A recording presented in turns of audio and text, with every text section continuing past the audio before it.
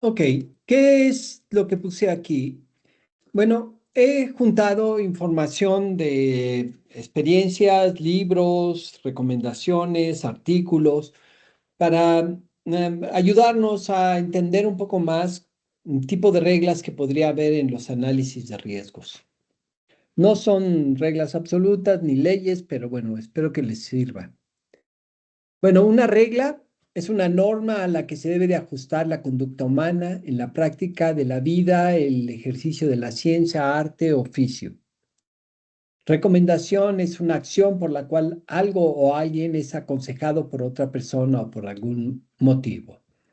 No existe una ley o una constitución, una Biblia de ARP. Las metodologías de ARP han ido evolucionando desde su creación y no puede ser controlado como algo estático, no puede ser considerado como algo estático, ya que un estudio de riesgos de proceso debemos utilizar diferentes herramientas para encontrar los riesgos de proceso y sabemos que existen muchos procesos y el ARP debe de ajustarse al proceso, no al contrario. Ok, primera regla o primer comentario aquí es, el ARP, los ARPs son procesos interactivos. Solo funciona si la comunicación fluye entre el líder que conduce el proceso y el grupo multidisciplinario, los usuarios. Y al menos se requiere que los equipos estén formados por quien conduce el estudio, que es el líder, y un secretario, mientras que en la otra parte debe haber personas de procesos, seguridad, instrumentación, mantenimiento, ingeniería, tecnología, operación, en general, todos los que ayuden a trabajar. Uno de los problemas que ha sucedido últimamente es que se han empezado a hacer a partir del COVID muchos estudios de manera virtual, ¿sí? Eh, yo no recomiendo mucho esto. Probablemente para una revalidación podría ser importante, pero no recomiendo mucho porque lo más importante en un análisis de riesgos es tener la oportunidad de juntar a las personas de la planta y que por el tiempo que dure el estudio, una semana, 4 días, 3 días, debatan todos los temas de seguridad y entre ellos lleguen a un acuerdo de lo que es relevante e importante para la seguridad. No se trata de llenar hojas en un software y nada más dejarlo documentado, porque pues, eso se vuelve letra muerta. Lo importante de un análisis de riesgos es que la gente esté trabajando y colaborando juntas. Para mí eso es lo más importante. ¿Qué me dicen ustedes dos? Arturo, ¿qué piensas tú?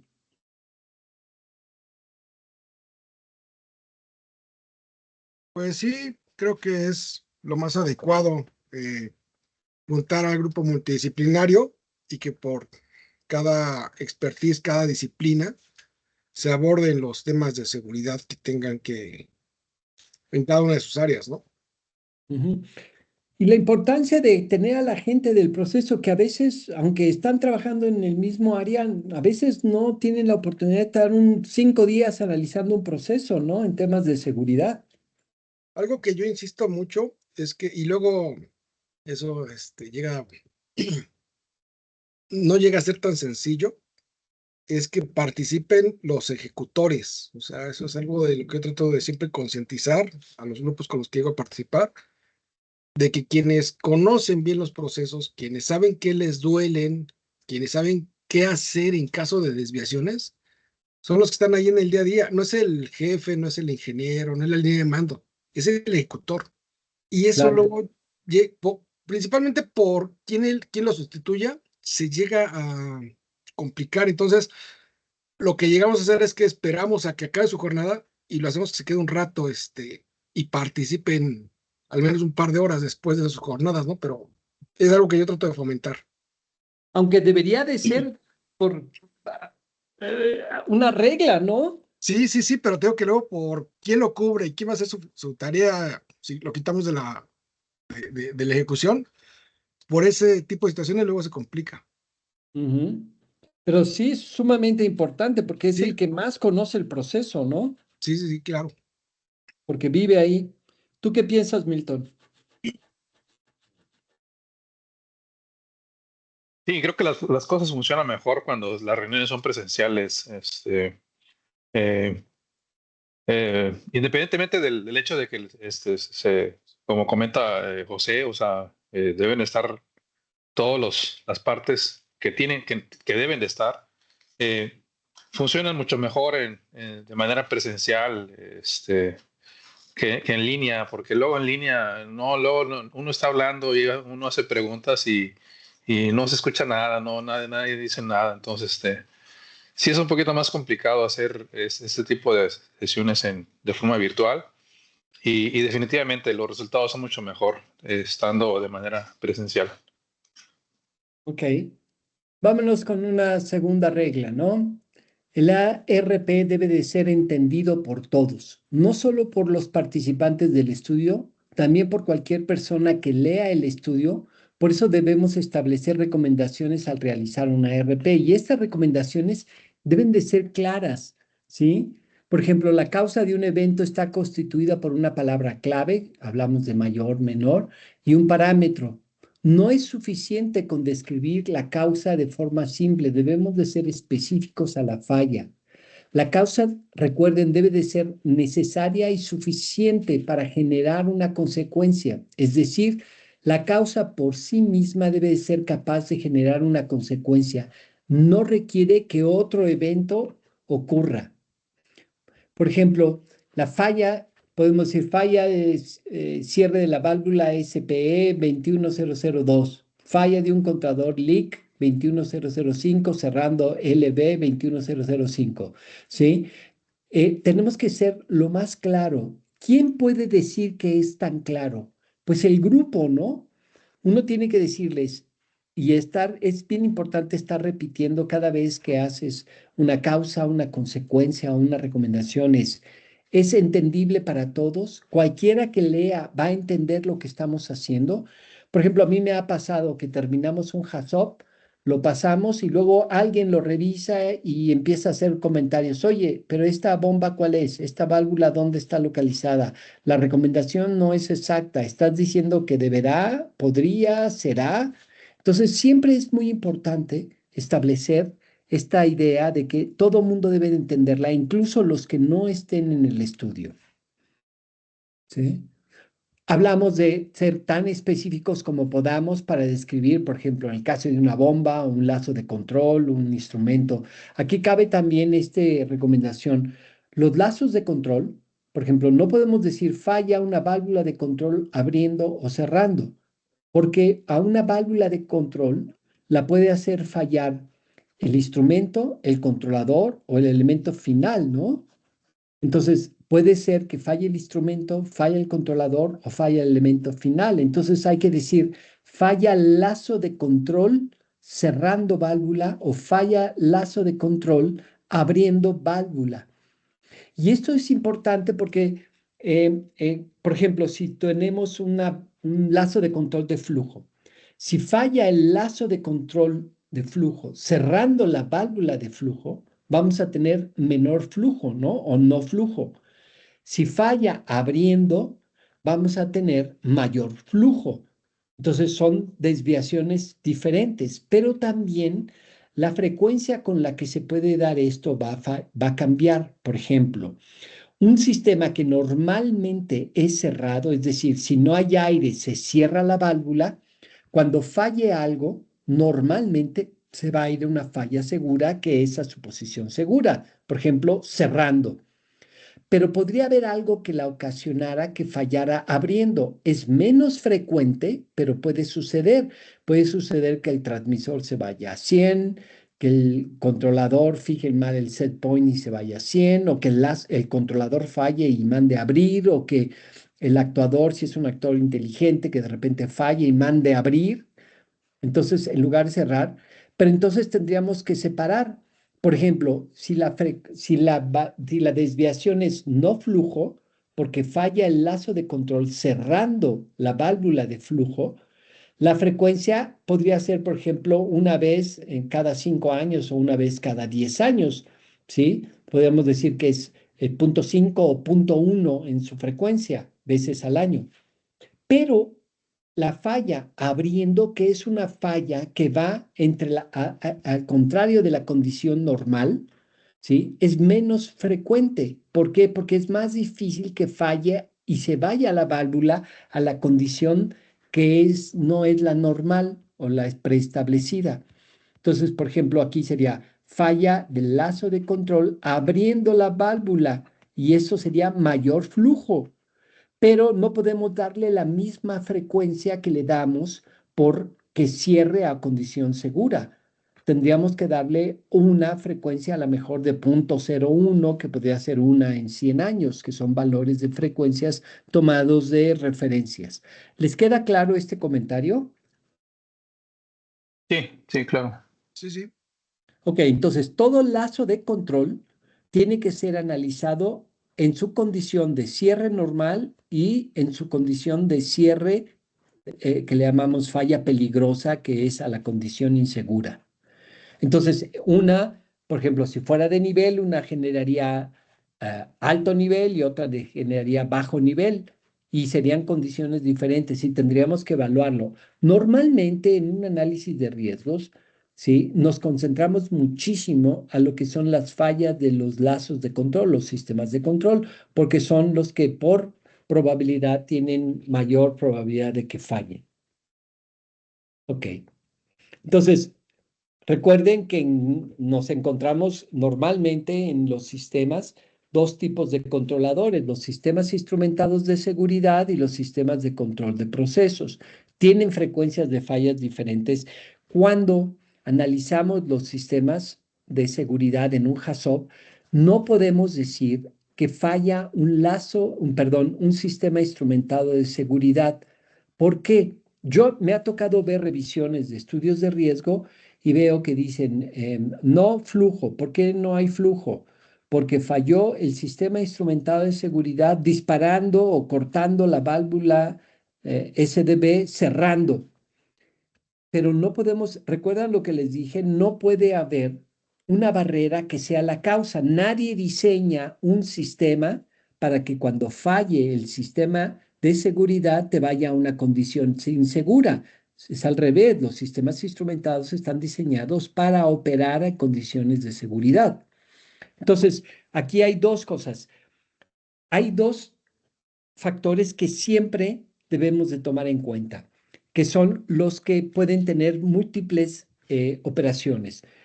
Un sistema de control distribuido, un sistema básico de control de procesos, ¿puede ser la causa? Sí. ¿Por qué? Porque un sistema de control de procesos puede generar, ¿sí? Una desestabilización del proceso o un disturbio en el proceso. Y entonces necesitaríamos salvaguardas para protegernos de esa falla. Pero también un sistema de control podría ser una protección.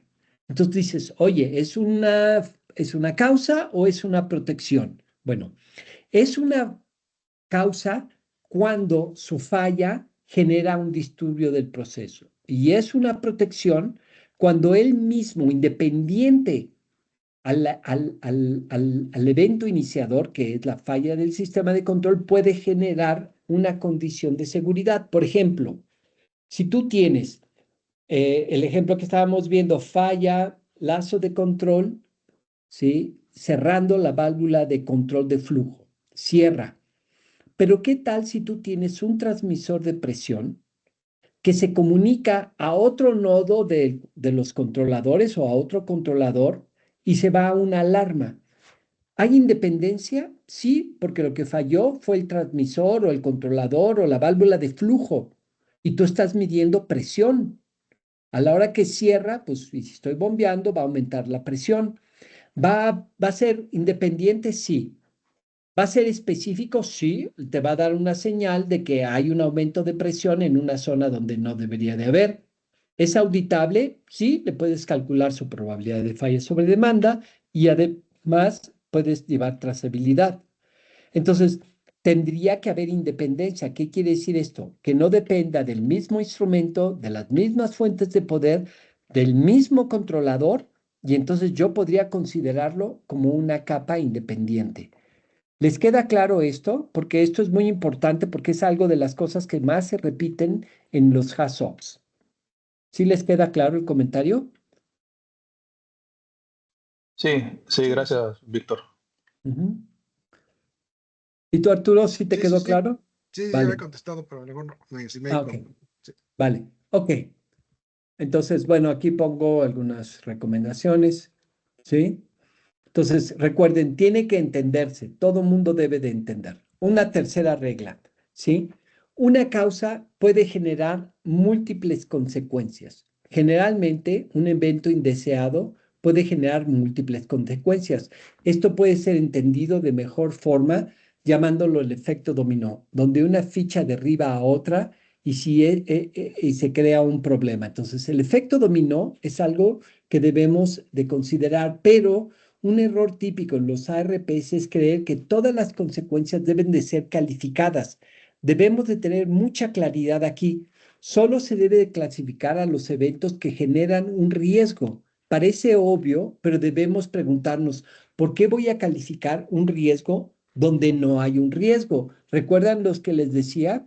Es, yo tengo una pérdida de contención, pero a lo mejor puedo reaccionar porque tengo salvaguardas. Entonces, ¿por qué voy a darle una calificación a algo que no tiene consecuencias? Entonces, hay que tener cuidado porque su siguiente evento, a lo mejor sí, que sería, no funcionaron las salvaguardas y entonces ya tengo un fuego o una explosión y ahí sí voy a calificar las consecuencias. Entonces, esta parte es muy importante. Ujú. Recuerden que tenemos que separar estas. ¿Qué significa esto? Tenemos que buscar que, por ejemplo, aquí el ejemplo que pongo abajo digo, desviación mayor presión. Tengo causa 1, sobrepresión en la tubería por cierre de válvula aguas abajo. Consecuencia, liberación de gas, combustible, fuego, explosión y contaminación. Salvaguardas.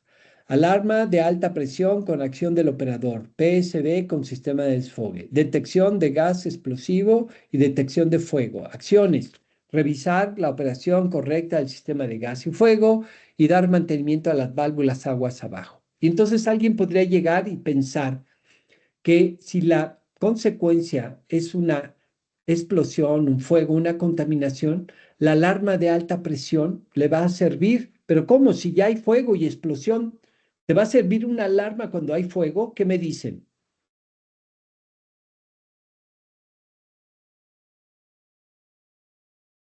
¿Creen que les va a servir?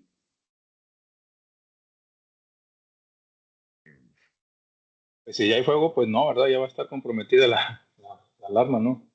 Claro, Pues yo, pero si lo que vas a calificar es la desviación, la alarma puede ser una preventiva y te Ah, va a sí. ayudar a reducir la frecuencia del evento, ¿no? Y Sí, luego, sí. pero por ejemplo, y luego dice detección de explosivo y detección de fuego. Para la liberación de gas combustible, pues a lo mejor sí la detección de gas explosivo, pero la detección de fuego no me va a servir, ¿no? Porque todavía no hay fuego. Lo importante aquí que les quiero comentar es que tendríamos que separarlo, ¿se fijan? Tendríamos que poner una causa que sería sobrepresión, la primera consecuencia que sería liberación de gas combustible y tengo mis alarmas de alta presión y mi PSB. Luego la segunda es formación de nube. Ah, pues ya tengo la detección de gas explosivo. La tercera, que es un fuego, pues tengo detección de fuego. La cuarta, que sería explosión. Bueno, tengo un cuarto de control tipo búnker. Esto es para proteger las consecuencias, pero tendríamos que estar analizando cuál es la frecuencia del evento inicial y qué salvaguarda nos va a servir. ¿A dónde voy con todo esto? No existe una regla, pero recuerden, tienen que ser lo más claro, preciso ustedes y separarlos. Mucha gente, por ahorrarse tiempo, pega pérdida de contención o pone fuga en empaques, fuego, explosión y contaminación. Como todo al mismo tiempo, en el mismo segundo y por los mismos eventos, pues está difícil, ¿no? Luego, acuérdense que HACCP es una técnica cualitativa.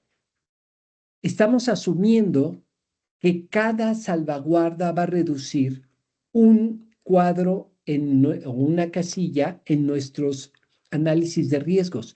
Es decir, cuando pasamos del riesgo inherente al riesgo operativo, vemos cuántas salvaguardas tenemos que reducen consecuencia de izquierda a derecha y cuántas salvaguardas que van a reducir la frecuencia del evento de arriba a abajo.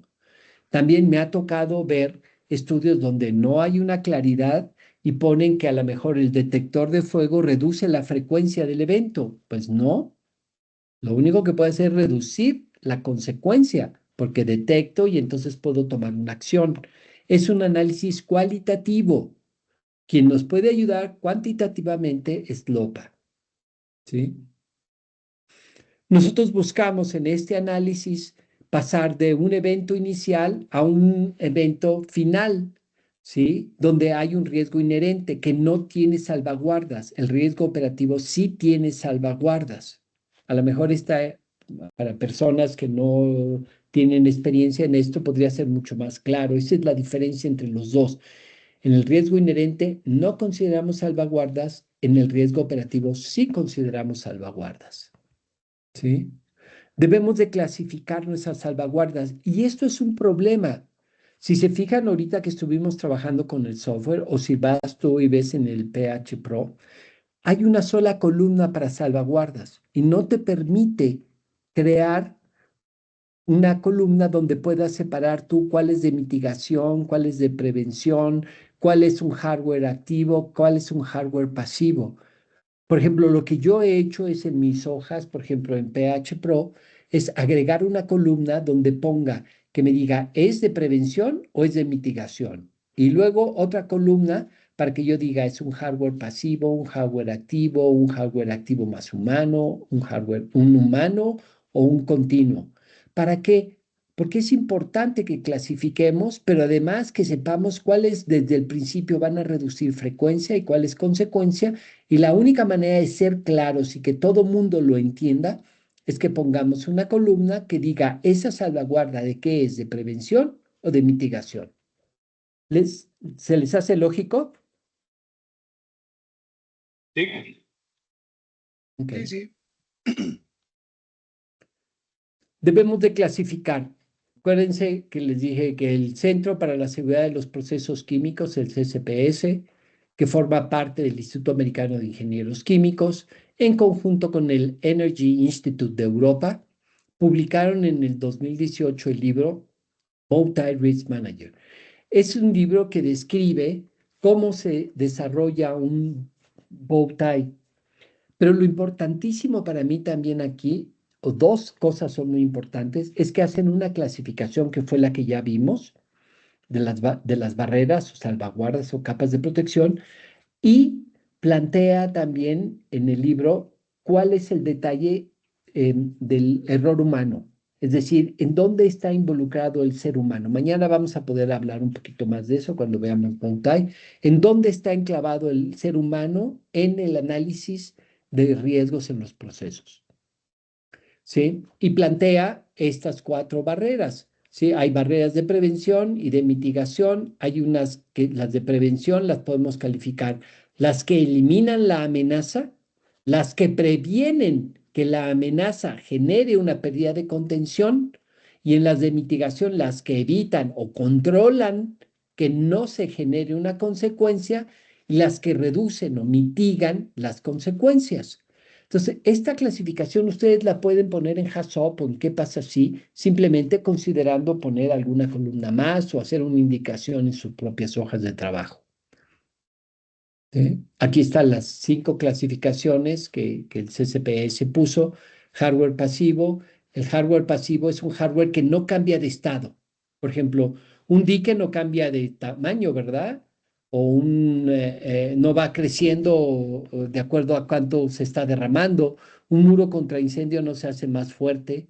Un arrestador de flama no se abre o se cierra. Simplemente son algo que ya existe, que no puede cambiar de estado, por eso se llaman hardware pasivo. Luego está el hardware activo. El hardware activo es el que cambia de estado. Por ejemplo, el sistema básico de control de procesos o el sistema de paro de emergencia o el sistema de gas y fuego o el sistema de control de quemadores son hardware activo, cambian de estado, se acondicionan. En el caso de control, tiende a controlar. En el caso del paro de emergencia, tiende a llevarnos a una condición, ¿sí? Segura, es abriendo o cerrando, prendiendo o apagando. Por eso se llama activo. Luego está el hardware activo más humano. El hardware activo más humano son las acciones que toma el ser humano cuando tiene tecnología, es decir, cuando tiene alarmas.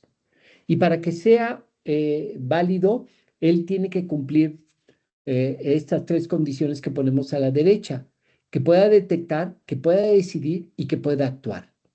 Y por último tenemos el humano activo. El humano activo es el humano sin uso de tecnología, por ejemplo, basándose en sus sentidos: olió, escuchó, vio, sintió que pasó algo y entonces toma una acción. La parte importante aquí, en estos tres que le llamamos activos, que son el hardware activo más humano y el humano activo, es que deben de tener la capacidad de detectar, deben de tener la capacidad de decidir y deben de tener la capacidad de actuar. Y a veces esto es muy difícil porque, pues a veces en las plantas no dejan que el operador actúe si no pide autorización al supervisor, y si el supervisor se tarda, pues esto puede volar. ¿Qué nos podrías decir tú, Arturo? ¿Qué piensas de esto? ¿Sí se tienen los operadores la libertad de tomar decisiones? Sí, sí, yo creo que la mayoría de las veces sí, sí sucede así. Ujú. Ok. Creo que ya está aquí Arturo Corsino, ¿no? ¿Estás, Arturo? No, me había dicho Rubén que había entrado, pero bueno. No, sí, me lo marca como presente y sí entró, pero no Ah, pero pues bueno, no dice tiene- nada. Bueno, vale. Ok. Perdón, Arturo Castañeda, para separar. ¿Nos puedes repetir lo que dijiste? Yo pienso que los operadores sí tienen libertad de actuar. De hecho, la idea, por ejemplo, cuando se les implementó el SCADA o el SIMCOT en las Ujú. terminales de almacenamiento y el SCADA para ductos, pues sí, la idea es que ellos tomen acciones. Sí tienen que reportar, tienen bitácoras y todo esto, tienen que documentarlo, pero sí, hasta donde yo tengo entendido, sí tienen la libertad de actuar para precisamente evitar que se presente algún evento, ¿no? Ok, entonces aquí lo que tenemos que hacer cuando ponemos de barrera una acción del operador, un hardware activo con humano, es decir, una alarma con acción del operador o un humano activo que toma una condición, lo que tenemos que poner, aparte de indicarlo alarma de alto nivel LT 2020 con acción del operador, tenemos que poner el procedimiento.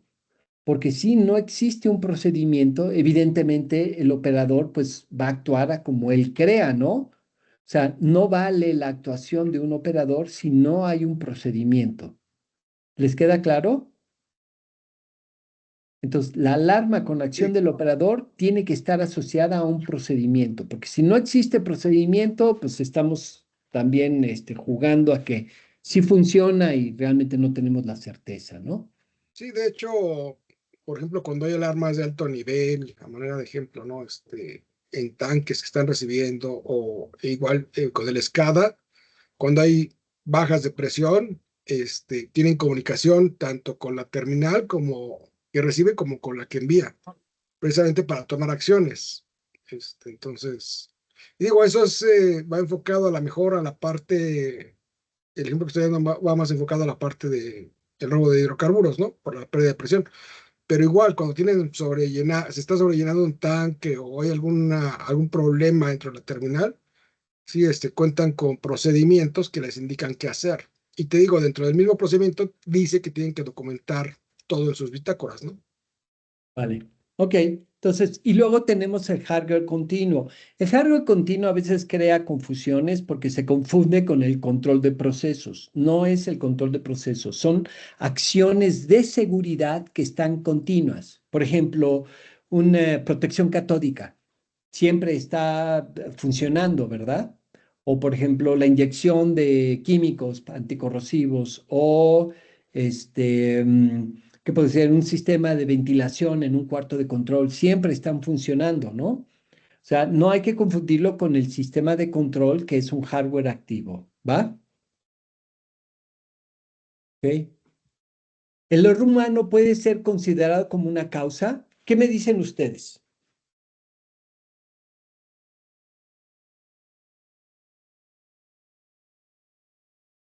Sí, sí Mm, puede ser una causa. es que depende de qué, pero sí, en algunos casos, yo soy de la idea que en algunos casos sí, sí es una causa. Plantéame una situación donde podríamos ponerlo como causa. Pues la omisión del cumplimiento de algún procedimiento, ¿no? De algún paso que tenga que cumplirse, pudiera ser una causa. Que de hecho es algo que se tiene que estar supervisando, precisamente es parte de lo que se revisa en los ARPs, ¿no? Que el personal esté capacitado, entrenado y cumpla las actividades de acuerdo a los procedimientos. Digo, muchas veces sucede que la gente a través del tiempo, por la costumbre o por las prisas, empiezan a omitir pasos que pueden desencadenarse en incidentes, accidentes. Entonces, ese tipo de omisiones, aún con el conocimiento, pues sí puede ser una causa. Y pregunta, el hecho de que un operador se equivoque y eso pueda crear una pérdida de bienes o fatalidades en una instalación, ¿sí? ¿Es aceptable? ¿Qué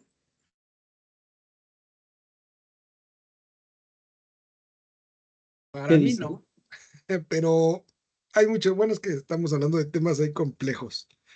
Idóneamente Ujú. en una industria, en cualquier industria, no deberá ser aceptable porque estás hablando ya de un tipo de negligencia, ¿no? Porque si, algo que de hecho me hicieron esa pregunta hace tiempo, oiga, si alguien comete una omisión y causa un accidente, ¿qué? Pues dependerá de la gravedad, de las consecuencias que se presenten, pero si esa persona ya estaba capacitada, ya estaba entrenada, pues para mí es intolerable y no tendría por qué seguir trabajando esa persona en esa Ok. empresa. Ese es un tema bien importante y es un tema que últimamente está tomando mucha relevancia en el mundo. ¿Por qué? Se considera lo siguiente, el error humano no debía de existir, pero no debe de existir en un contexto de una consecuencia. ¿Por qué? Porque si tú diseñas algo para que con un error humano haya un accidente o una pérdida de bienes o una catástrofe, el que diseñó está mal. No puedes permitir que por el error humano haya fatalidades. Es decir, porque se equivoca el capitán del avión, la gente se muere en el avión. ¿Cómo? ¿Sí? Entonces, el error humano, ¿sí? Debe de ser reconsiderado porque es imposible que el humano no se equivoque. Si tú hicieras y cada uno de ustedes hiciera un recuento de cuántas veces se equivocan al día, incluso en tonterías como a lo mejor tenías que bajar un vaso de la habitación y bajaste y llegaste a la cocina y el vaso se quedó arriba, ¿no? Entonces tienes que subir otra vez. O dejas las llaves y te regresas a recoger tus llaves, o te pasaste una calle, o no llevaste algo que tenías que llevar al trabajo. El ser humano se equivoca muchísimo, muchísimo. ¿Sí? Entonces, si tú diseñas un proceso y una serie de procedimientos para que a falla del operador la gente se muera, entonces es culpa de la instalación de la empresa que está permitiendo que el error humano genere fatalidades o pérdidas económicas. Y eso es todo un tema que se está trabajando hoy en muchos lados del mundo. Es algo que se tiene que profundizar más hacia este tema, ¿no? Pero en teoría no deberíamos de permitir que el error humano generara fatalidades. Tendríamos que hacer algo para no solo depender de las personas. Y por eso es importante clasificar las barreras. Cuando hacemos un estudio, deberíamos de basar y decir, oye, estamos teniendo puras barreras que se basan en tecnología. ¿Y qué tal si un día se va la luz? ¿No? O tenemos puras protecciones que están dependiendo del ser humano. ¿Y qué pasa si falla el ser humano? La idea es que balanceemos el tipo de protecciones que tengamos, es decir, las salvaguardas deben de ser de protección y de mitigación. Tienen que ser tecnológicas y humanas. Tienen que ser activas, pasivas y humanas, ¿no? La importancia de clasificar las barreras es precisamente que puedas hacer un balance y decir, oye, estamos dependiendo únicamente del error humano para un accidente, o estamos dependiendo únicamente de alarmas, y si se equivoca el humano, solamente alarmas, pero con acción del operador, y si el que se equivocó fue el operador, pues estamos metidos en un problema, ¿no? Entonces, la importancia de clasificar las barreras, ¿sí? Es que podamos balancearlas para no depender solamente del ser humano. Es un tema mucho más complejo. De hecho, tenemos un curso que damos que se llama Error Humano y es un curso de 3 días donde profundizamos en los errores de los humanos.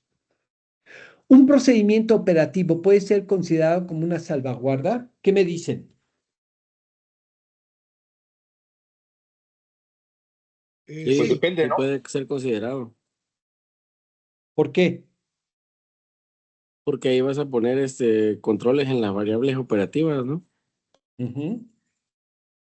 pues idóneamente en un procedimiento contemplas diferentes capas de protección, ¿no? Desde lo que es el equipo de protección personal, ya estás contemplando, que debiera ser la última barrera, me queda claro, pero estás contemplando hasta eso, ¿no?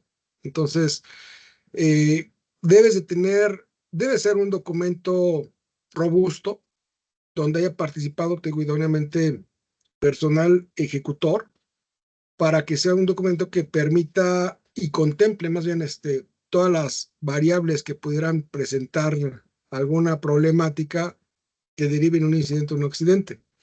Entonces, de ahí implementas en el paso a paso las condiciones que se deben de cumplir independientemente de quién ejecute la actividad para que no se vaya a presentar un incidente o un evento, ¿no? Por eso Claro, considero que pero sí. Que sí si analizamos lo siguiente, ¿de qué depende de que un procedimiento funcione bien? Imagínate que tienes una emergencia. ¿El procedimiento operativo va a brincar de tu estante y no, va no, a no, tomar no. No, acciones? son varias acciones que debes de tomar. Pero ¿quién las Primero, toma? ¿Quién las toma? eh, pues por línea de mando debiera ser el dueño del área, ¿no? Es Asegurarse el, que el procedimiento sea adecuado, que cumpla con el fin de que la actividad se ejecute de manera segura, cumpla con su función, sea de operación o de mantenimiento el procedimiento. Viene la parte de la comunicación, la parte de comunicarlo, de capacitar al personal, de entrenarlo y en los casos que sea necesario llevarlo a la práctica para asegurarnos, bajo una supervisión, que después de la capacitación el personal ejecuta la tarea en el paso a paso que marca ese documento. claro, Son pero varios puntos, no solamente una sola cosa, son varios cosas. Es mucho trabajo que hay que hacer para que un procedimiento cumpla con el fin por el cual fue elaborado, ¿no? O por el cual sí, existe. pero el punto que estoy queriendo llegar ahorita es ¿Sí? el procedimiento no va a No, ayudarte. Quien lo va a ayudar es el operador sí, el que ejecutor, hace la función de llevar a cabo ese que procedimiento, lo ¿no? conoce, ¿no? Que sabe qué Sí, hacer, claro. cuál es su rol, cuáles son las actividades o funciones que tiene que desempeñar para que todo E- salga de acuerdo a lo que se espera, ¿no? Entonces, quien lleva a cabo la función es el humano, ya sea vía una alarma con acción del operador o un humano activo, ¿no? Sigue siendo el humano, ¿sí? Y el procedimiento es el apoyo que tiene él, el conocimiento, Ah, la secuencia de cosas que tiene que hacer para es lo que llevar te el da proceso a condición segura, ¿no? digamos que es lo que te va, de alguna forma, voy a usar el término garantizar que cuente esa persona con la expertise, el conocimiento para saber qué hacer. Entonces, lo que te ayuda es la alarma con acción del operador y el procedimiento operativo, ¿no? Y el conocimiento que tiene de ese procedimiento operativo, porque si él no está entrenado, aunque tenga Así el no. procedimiento, Sí, aunque esté entonces, en el estante, pues no te sirve de nada, ¿no?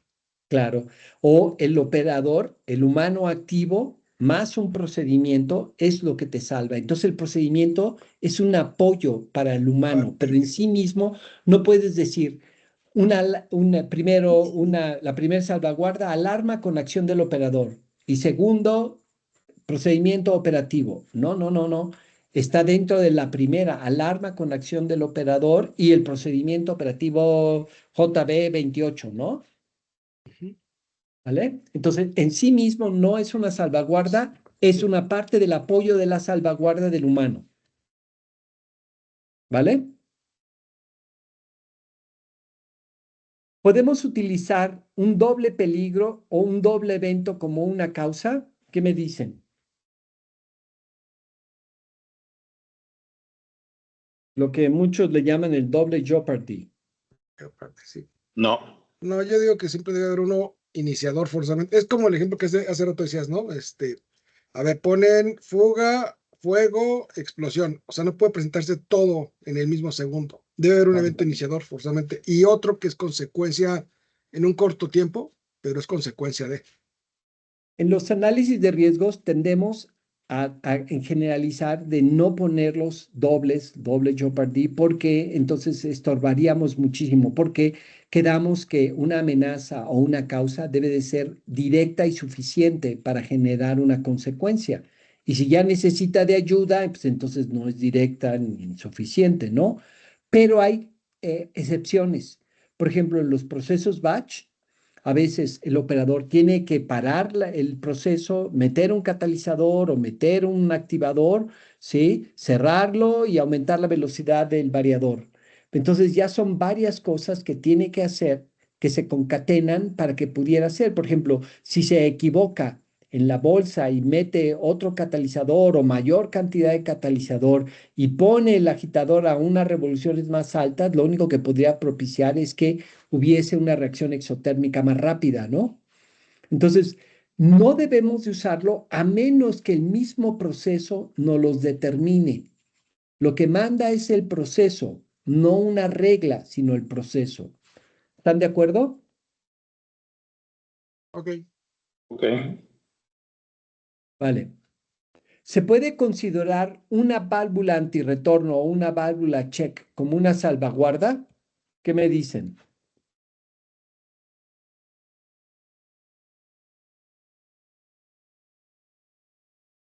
Y la función Solo de para la. flujo inverso, ¿no? ¿Qué me dicen?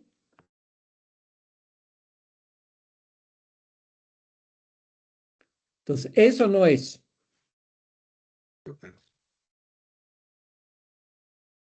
Yo digo que no Solamente porque. para flujo inverso, no para altas presiones. Sí, yo digo que no porque la función de la válvula es para un tema operativo, no es para seguridad. Su Ok. principal, ¿no? Primero, una válvula check sirve para flujo inverso, no sirve para presión, porque no son herméticas, ¿va? Sí. No, no, no.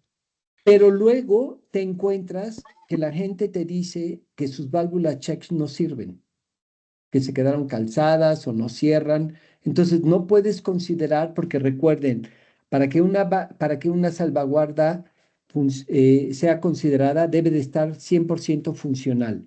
Entonces hay instalaciones, por ejemplo, hay instalaciones en Pemex donde la gente no confía en la válvula check. Entonces no podemos considerarla, aunque esté en el DTI, aunque esté instalada. ¿Qué piensan de eso? ¿Están de acuerdo? Ok. Ok. Yo sí no la considero una salvaguarda. Ujú. Hay mucha gente que de entrada dice, no, yo no confío, nunca son 100% confiables y entonces no voy a arriesgar mi vida, ¿no? Ok, ¿se puede considerar el paso de una válvula de seguridad de presión, una PSB, como una causa? Es decir, que alguien diga, está pasando y entonces tengo una fuga y estoy sacando hidrocarburo a la atmósfera. ¿Puede ser una causa? ¿Qué me dicen? Pues es una barrera, ¿no? Las barreras no las consideramos como amenazas o causas. Ujú. ¿Cómo le Exacto. llamaríamos a esto? Una No, falla de barrera, ¿no? Falla de barrera. si está fallando como es, eso no vaya. Sí. Falla de Ujú. barrera. Ok. La falla de un lazo de control puede ser considerada como una causa, esto ya lo vimos, ¿no? Puede ser Sí. una causa, y también puede el control ser una salvaguarda en ciertas condiciones, que sea independiente al evento inicial, que sea independiente en toda su instalación, ¿sí? Y que sea específica.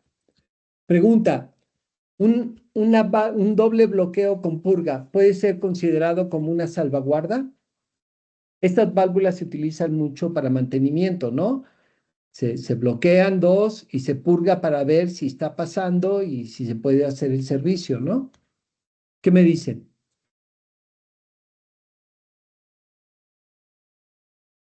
¿Qué experiencia tienes, Arturo, en estas? No, de estas no me ha tocado. Sí, No me ha Pemex tocado casi no tiene, ¿verdad? No. Ujú.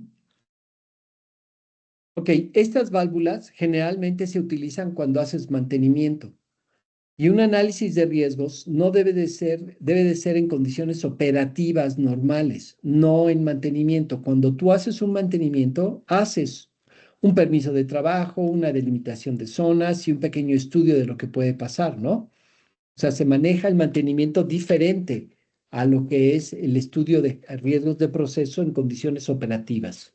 ¿Están de acuerdo? Sí, de acuerdo. Sí. Ok. El diseño inherentemente seguro, ¿lo podríamos considerar como una salvaguarda?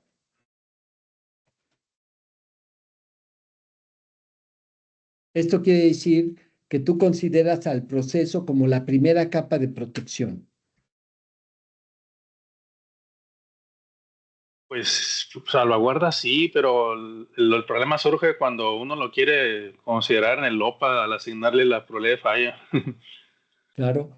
O quién te va a asegurar que con el paso del tiempo no se ha perdido integridad y tú lo estás considerando como una protección. Sí, Supongamos el caso, por ejemplo, un caso típico, un tanque. Tú compras un tanque y mandas a hacerlo para que su diseño máximo aguante 25 kilogramos sobre centímetro cuadrado, ¿no? Pero tú lo vas a estar operando a 24, no, a 23. Y el disparo de emergencia lo vas a poner a 23.8. Y la PSB la vas a calibrar a 29. O sea, tantito, un poquito antes, ¿no? Entonces, el diseño inherentemente seguro te da como un cierto rango que tú dices, oye, pues yo puedo aguantar, supongamos que el tanque aguanta 30 kilogramos, puedo aguantar un kilogramo más, incluso si falla la PSB. Pero esto te va a servir siempre o se va a ir degradando con el tiempo. ¿Cuándo se va lo degradando, consideras? ¿no? Se Y, va degradando por los esfuerzos. sí, claro. Y a veces en algunas plantas la corrosión puede ser muy rápida. Por ejemplo, Arturo, dinos una planta de Pemex donde la corrosión sea un broncón continuo.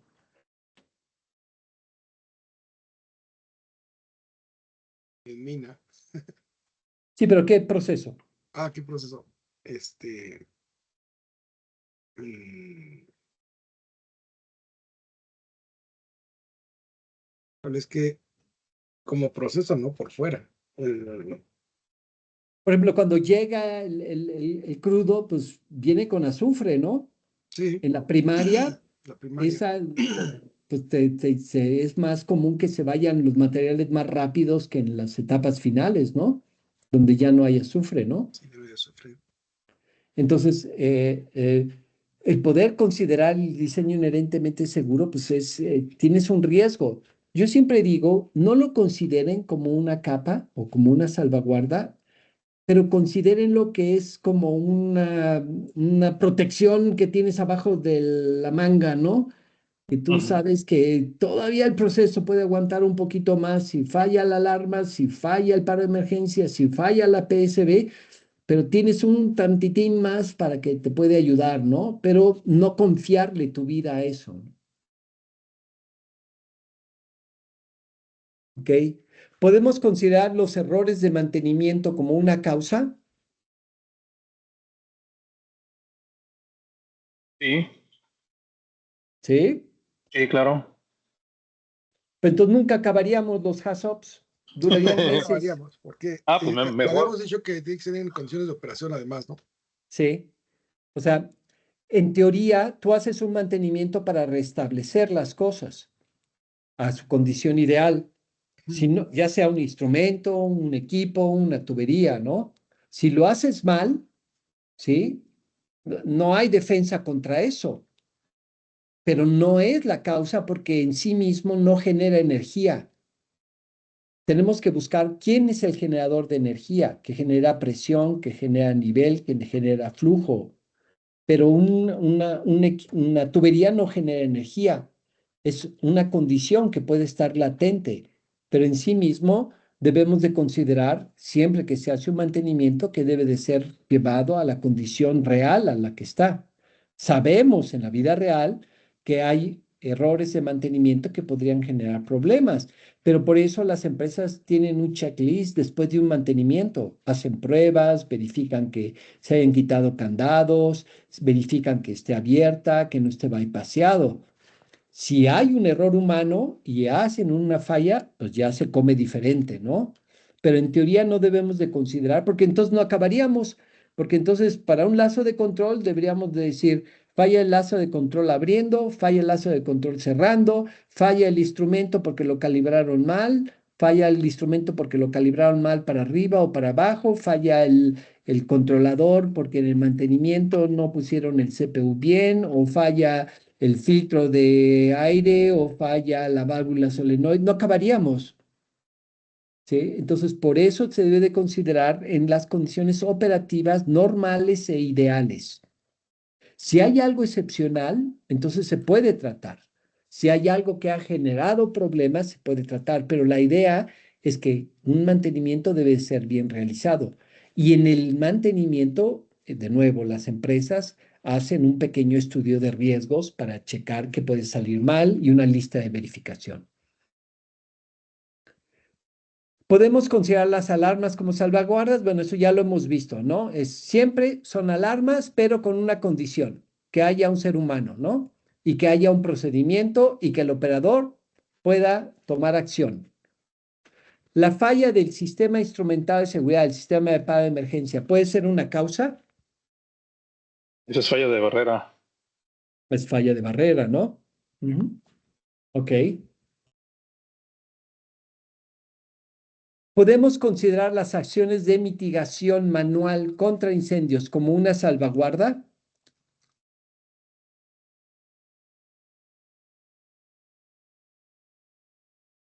No, ¿Por qué? porque depende de una acción humana, ¿no? En lo que vas a abrir la válvula, tiene que ser automática. No forzosamente. Es igual una alarma con acción del operador. La acción la lleva a cabo el humano, ¿no? Igual aquí, el problema que tenemos con, por ejemplo, con las acciones de mitigación es que podríamos considerarlo como una capa, una salvaguarda, pero no podemos evaluarlo más adelante en LOPA como una capa de protección, porque no podemos darle un valor de probabilidad de falla sobre demanda, porque aunque Pemex hace lo más difícil, que es hacer las simulaciones, no lleva un registro estadístico de lo que falla y por qué falla. Yo por años le he dicho a Pemex, oye, pues haces lo más difícil. ¿Cuántos simulacros hacen en las plantas? Montones, ¿verdad? Al año. Y sin embargo, no registran estadísticamente esas fallas. Entonces, no podemos darle valores de probabilidad de falla sobre demanda. ¿Podrían ser considerados en el HACCP? Sí. ¿Podríamos ser considerados como efectivos? Sí, pero a lo mucho le damos cualitativamente una reducción de una casilla. Si lo llevamos a LOPA, no le podemos dar valores. ¿Les queda claro? Okay. ¿Podemos considerar la falla de una válvula de control como una causa? Ya comentamos esto en el curso, ¿no? No es la válvula, es el lazo de control. O sea, en muchos HACCPs yo me he encontrado que dice falla la válvula de control cerrando. No, no se clasifica así, se dice falla del lazo de control, porque ya sea el transmisor, el controlador o los elementos que componen la válvula, como es el actuador, como es el sistema para hacer pruebas o el sistema de aire o el mismo válvula, son elementos que pueden fallar. Entonces, cualquiera de ellos puede ocasionar la falla. Entonces tenemos que decir falla el lazo de control cerrando válvula PB 2020, por decir, ¿no? ¿Podemos incluir códigos estándares y normas como recomendaciones? ¿Qué me dicen? Sí, ¿En qué condiciones?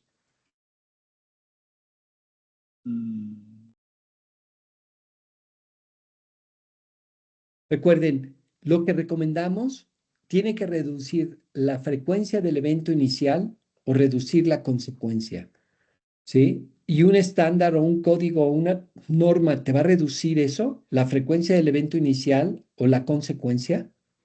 Si la respuesta es sí, lo puedes justificar, entonces sí se puede poner. Pero si no, generalmente los códigos, estándares, normas son algo que ayuda para que mi salvaguarda no se degrade, para que mi salvaguarda siga operando.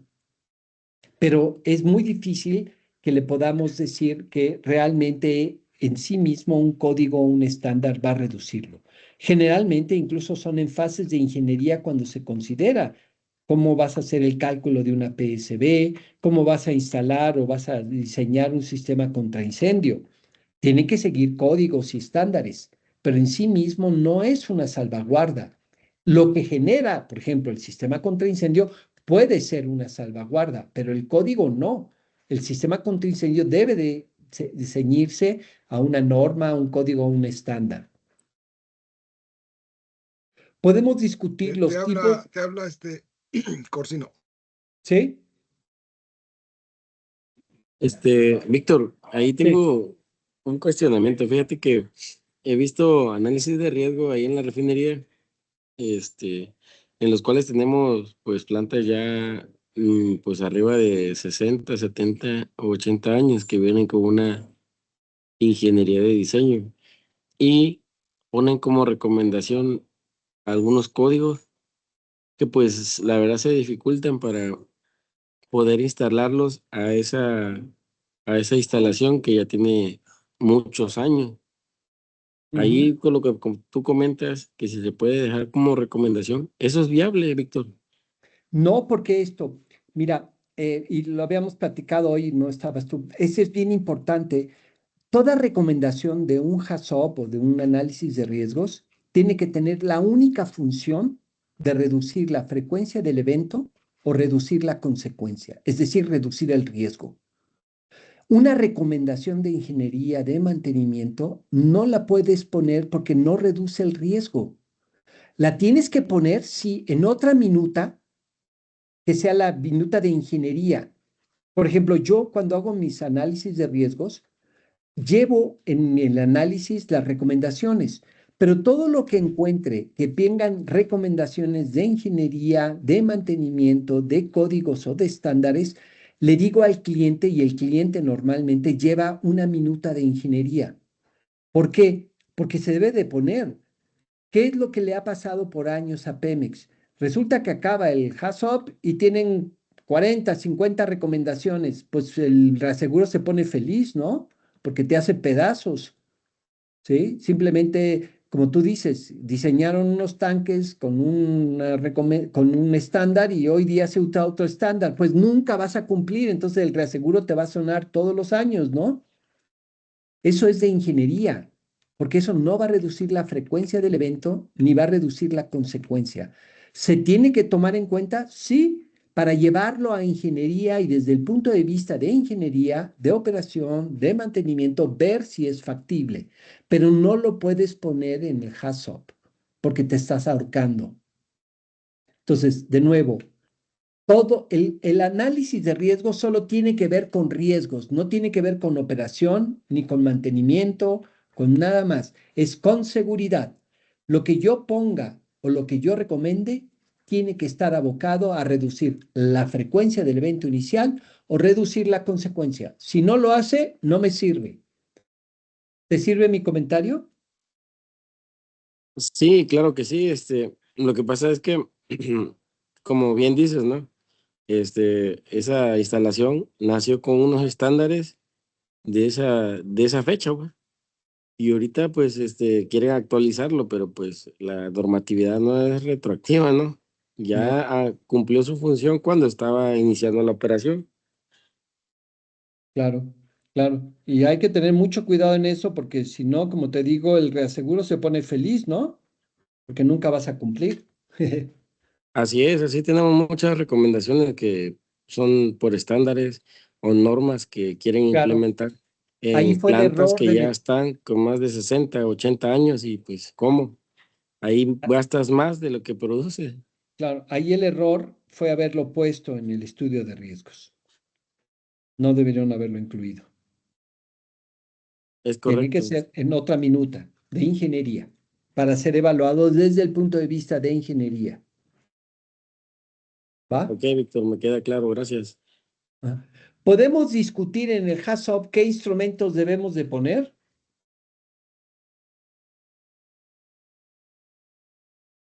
¿Qué me dicen? Oye, pon un medidor másico. No, pon un vortex. No, pon una placa de orificio. ¿Es el lugar adecuado un HACCP para eso? Eso es tema de ingeniería, ¿no? Claro, Lo que claro. estabas Nosotros comentando decimos, con Silvia, tiene ¿no? que O haber sea, un es transmisor. Recomendación, incluir un transmisor de presión. ¿Qué vaya a hacer? ¿Cómo lo va a hacer? Eso ya es de ingeniería, ¿vale? En el HACCP no se debe de discutir eso. Los equipos de respaldo pueden ser considerados como salvaguardas. Pongo un ejemplo, ¿sí? Tenemos un sistema de control. Si se va la luz, el sistema de control deja de funcionar. Y tenemos un sistema de respaldo, que es la UPS, con su banco de baterías, o un generador eléctrico.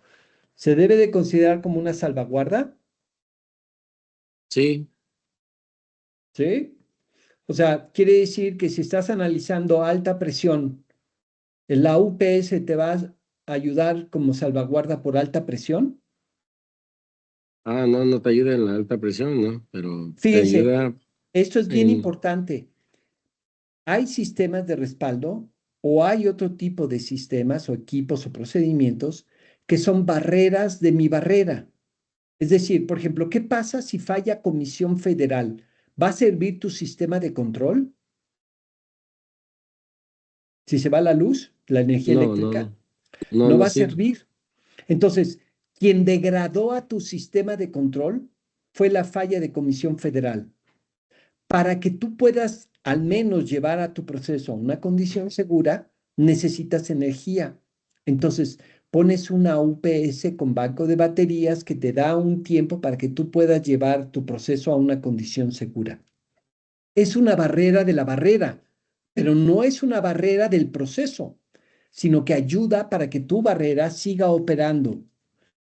Mantenimiento. Por ejemplo, disparas una PSB. El procedimiento dice que tienes que bajarla y recalibrarla de nuevo, limpiarla y recalibrarla, ¿sí? Pero a lo mejor no puedes porque el proceso está operando, ¿sí? Entonces, el procedimiento que se llama mantenimiento no se lleva a cabo, pero el mantenimiento en sí mismo no hace que funcione o no la PSB. Quien hace que falle la PSB es que se ensució, se taponeó, fugó, está pasando, ¿no? Entonces, hay barreras de las barreras. Lo que pasa es que en HACCP no hay manera de ponerlo y a veces lo ponemos porque decimos, no, es que es una barrera de la barrera, es una protección de la barrera. Sí, pero ¿dónde lo vas a poner? Porque en el HACCP o en el qué pasa si no hay dónde ponerlo. Mañana lo vamos a ver en Bowtie y ustedes se dan cuenta que en Bowtie sí hay dónde ponerlo, ¿va? Ok. Los servicios de energía, aire, vapor deben de ser considerados como nodos.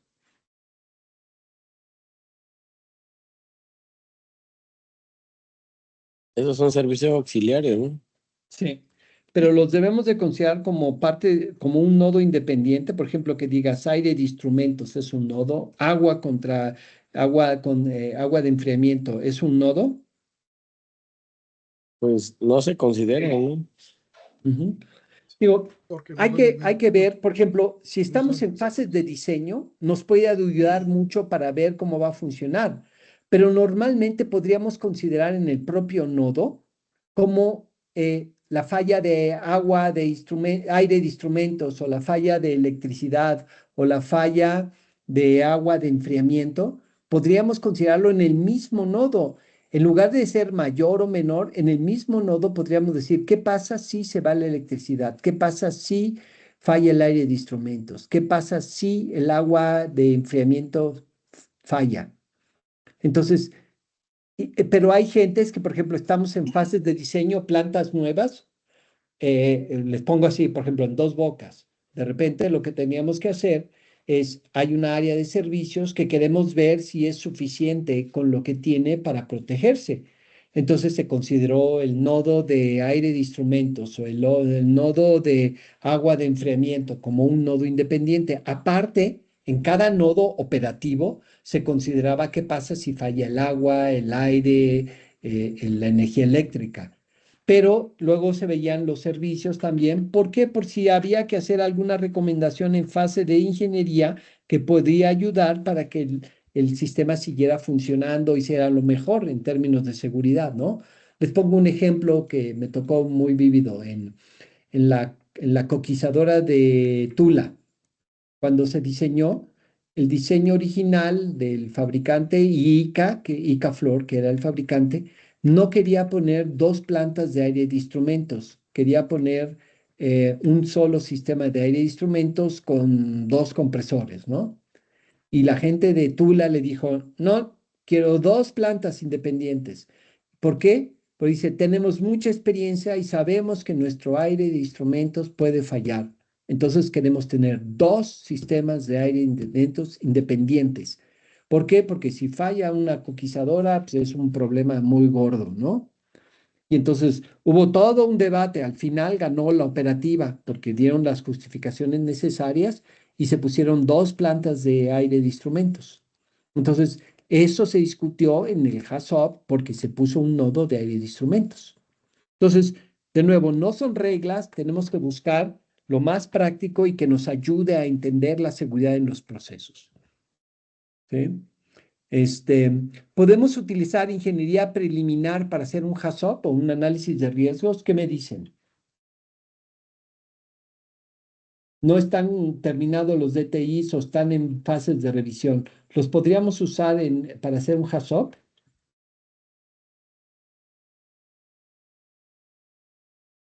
¿Qué piensan?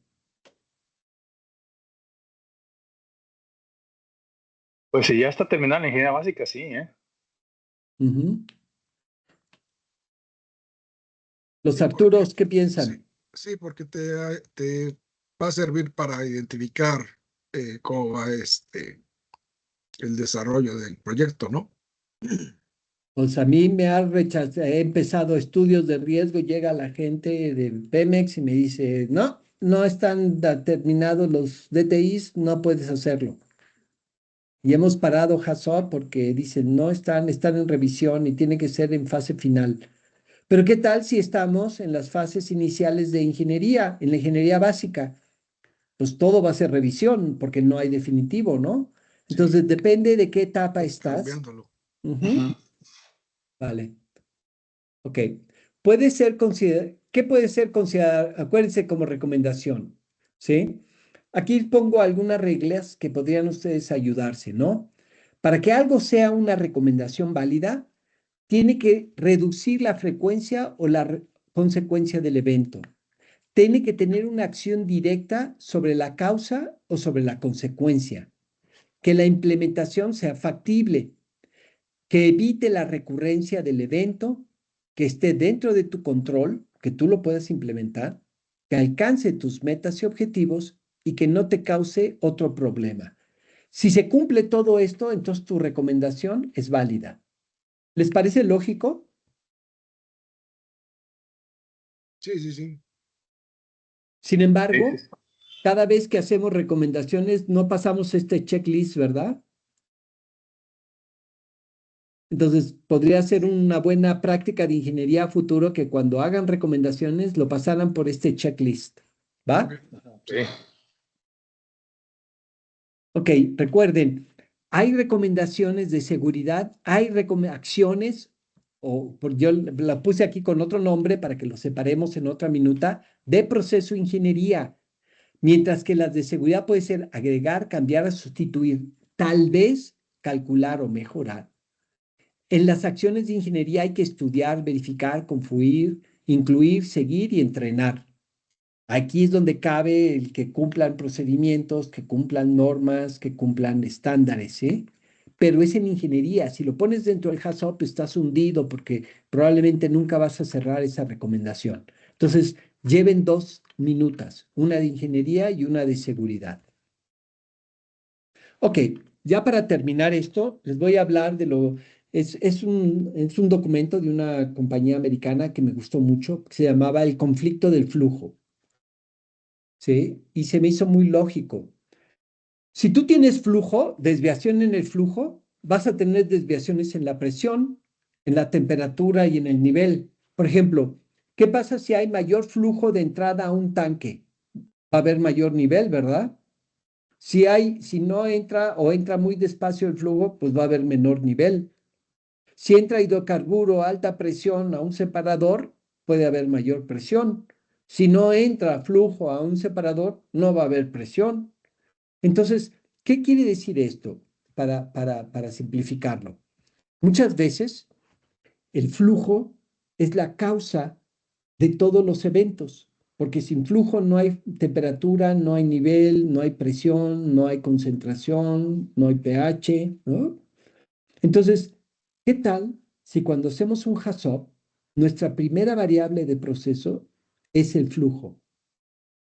Podríamos estarnos simplificando el hecho de que, por ejemplo, a veces me ha tocado ver, ¿por qué en un separador trifásico dicen, hay alta presión? ¿Por qué hay alta presión? Porque cerró la válvula de flujo de líquido aguas abajo, cierra la válvula o apara la bomba, va a incrementarse el nivel. Si se incrementa el nivel de líquido y hay gas, pues va a aumentar la presión en el separador.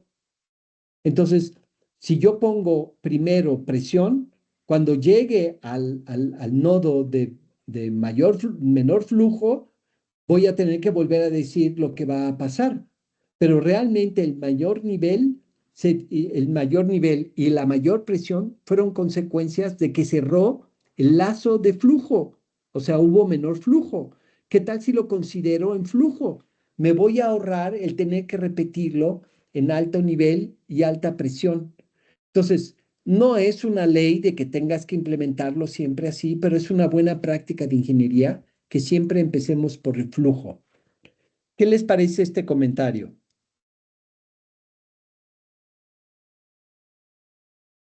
Sí, tiene mucho sentido. Sí, tienes razón, Víctor. Y muy bien. Nada más, no, porque la variable temperatura va de la mano con la presión, ¿no? Bueno, hay que analizarlo, ¿no? Por ejemplo, si lo que es agua de enfriamiento en un reactor, por ejemplo, podría ser mayor flujo, podría bajar la temperatura del reactor y menor flujo puede incrementar la temperatura, ¿no? O en una torre de destilación, mayor flujo de vapor en el recalentador va a aumentar la temperatura en la torre, ¿no? Menor flujo de vapor en el recalentador va a disminuir la temperatura en la torre, pero es consecuencia de mayor y menor flujo, ¿no? Digo, hay que tomar caso por caso, pero puede ser un buen inicio que empiecen por flujo. Claro, siempre es mejor analizarlo siempre y ver si es lo más conveniente. Hay cosas que naturalmente pueden ser temperatura, presión o nivel, ¿no? Esto es algo para que ustedes lo estudien en sus procesos y partan, a lo mejor el punto de partida puede ser el flujo, Ok. ¿va? Esto es parte de lo que son mis recomendaciones, son mis ciertas reglas. ¿Alguno de ustedes podría agregar aquí alguna regla que no puse yo y que ustedes crean que se deba de poner en los estudios de riesgo o que debamos de considerar?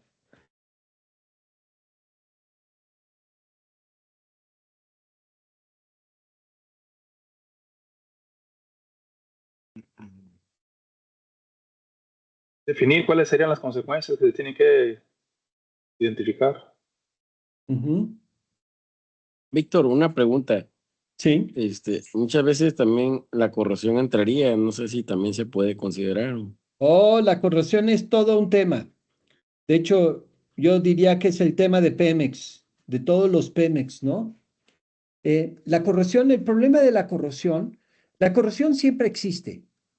Desde que sale el tubo de la fábrica, ya empieza un proceso de corrosión. Cuando lo pegas con otro tubo, se aumenta la corrosión. La corrosión es un proceso continuo.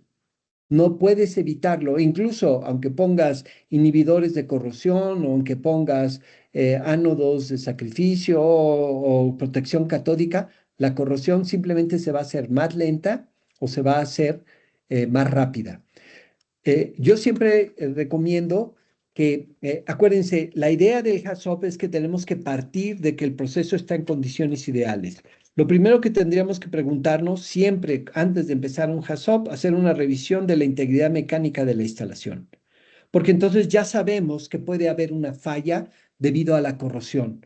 Entonces, no podemos atacar a la corrosión y a lo mejor no podemos cambiar equipos porque no hay presupuesto y es imposible que por el momento le demos mantenimiento a un tanque o una tubería.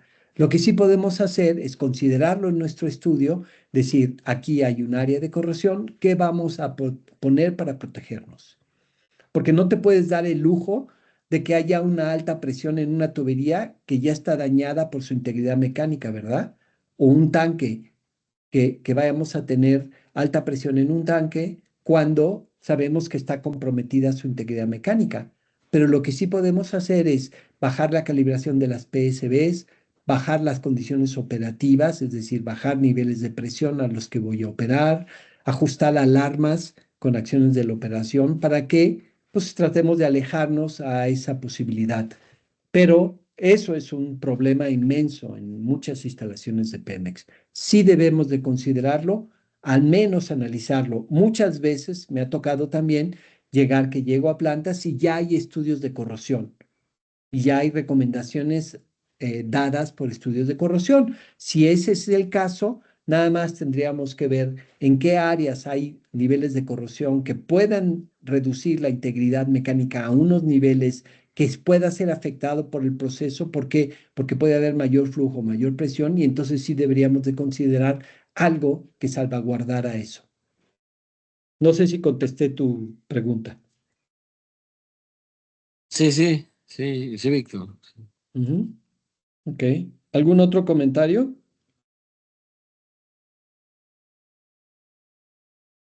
Ok, quisiera comentarles que había abierto la posibilidad con Arturo Corsino de que el examen no fuera el viernes, sino que fuera hasta el viernes de la próxima semana para darles tiempo para estudiar. ¿Les parece bien a ti, Arturo Castañeda y a Milton? Sí, de acuerdo. Ujú. Sí, creo que sí, no tengo problema. ¿Vale? Entonces quedamos que va a ser no este viernes, sino les voy a dar una semana más para que Ok. hagan el ejercicio y el viernes de la siguiente semana haríamos el examen. ¿Están de Eh, acuerdo los tres? Sí, de acuerdo. ¿En qué hora sería el examen? Nada más, Víctor. Ustedes díganme, ¿quieren en la mañana o en la tarde?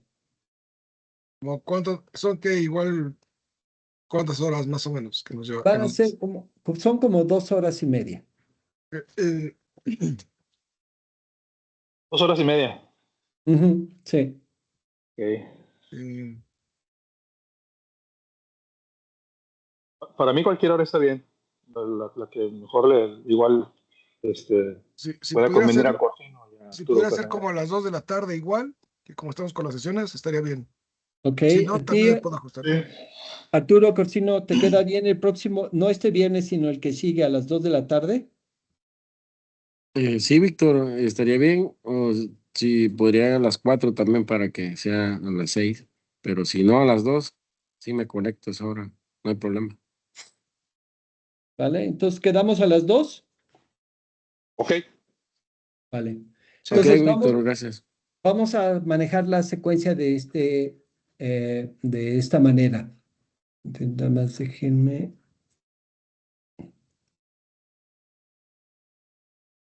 Una pregunta, Víctor. ¿Sí?